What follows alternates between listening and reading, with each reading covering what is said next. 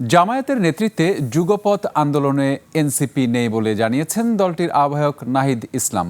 সমন্বয় সভা শেষে এক ব্রিফিংয়ে নাহিদ বলেন, জাতীয় নাগরিক পার্টির নামে নানা ধরনের অপপ্রচার চালানো হচ্ছে। সম্প্রতি আওয়ামী লীগ সারা দেশে তাণ্ডব চালাচ্ছে উল্লেখ করে তাদের প্রতিহত করতে সরকারের প্রতি আহ্বান জানান তিনি।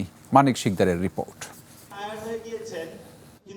রাজধানী শাহবাগে শহীদ আবু সাইদ ইন্টারন্যাশনাল কনভেনশন সেন্টারে প্রথমবারের মতো তৃণমূল নেতাকর্মীদের সঙ্গে বৈঠক শেষে ব্রিফিং করেন নাহিদ ইসলাম। এনসিপি নিম্নকক্ষ নয়, কেবল উচ্চকক্ষে পিআর পদ্ধতি চায় উল্লেখ করে জামায়াত ইসলাম ও অন্যান্য দলগুলোর সাথে যুগপৎ আন্দোলনে নেই বলেও স্পষ্ট জানিয়ে দেন।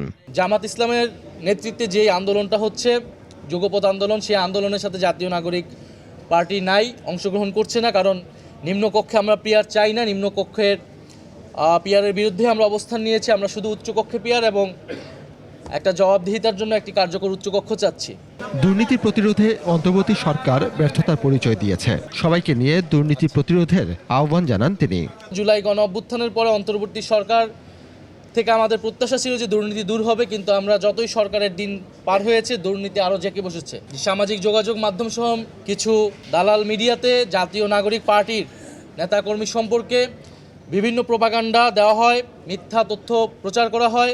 প্রশাসন আওয়ামী লীগকে সহযোগিতা করছে এমন অভিযোগ তুলে নাহিদ ফেসিবাদের দোসরদের আইনের আওতায় আনার দাবি জানান। সরকার এবং প্রশাসনের ভিতর থেকে তাদেরকে নানাভাবে সহযোগিতা করা হচ্ছে বলে আমরা শুনতে পেয়েছি।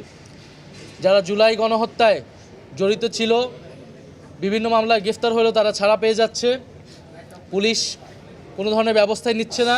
এ সময় এনসিপিকে জনমানুষের কাছে নিয়ে যাওয়ার নানা পরিকল্পনার কথাও জানান নাহিদ ইসলাম। মানুষের দ্বারে দ্বারে আবারও যাব। মানিক শিকদার, 21 টেলিভিশন, ঢাকা।